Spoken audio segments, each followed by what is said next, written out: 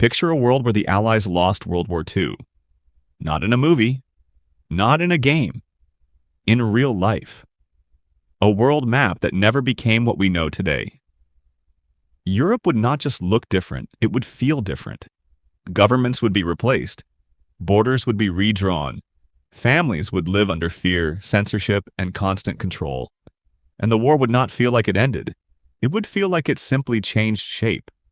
In this version of history, one of the most dangerous parts is how quickly cruelty can start to feel normal. At first, people resist. They hide. They flee. They make small choices just to survive another day. But when a regime controls speech, schools, newspapers, and movement, it does not need every person to agree. It only needs enough fear. That is how control spreads. It reaches into everything.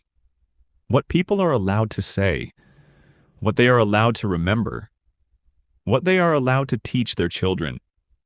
History itself becomes something fragile, something edited, something dangerous to speak about, and the world would not stop at politics. It would reach into daily life. Jobs would depend on loyalty. Art would be censored. Books would disappear. Entire communities would be hunted, erased, or forced to live in hiding. The scariest part is not only the violence, it is the system. Because once a system is built on hatred and control, it does not stay still. It expands. It demands more obedience, more silence, more fear. And even if the war was won on paper, the victory would not be stable. An empire built on terror is brittle. It looks powerful from far away. But inside, it is full of tension, betrayal, and resistance. People do not stop wanting freedom just because they are told to. They adapt. They organize. They pass messages quietly. They form underground networks. They keep fighting in ways the regime cannot always see. So the world after a Nazi victory would not be a peaceful one. It would be a world stuck in conflict. A world where resistance never really ends.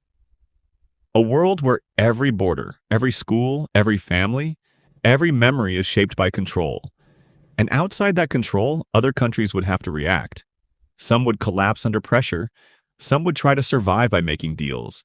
Some would become shelters for refugees. Some would become the last places where free thought is still possible.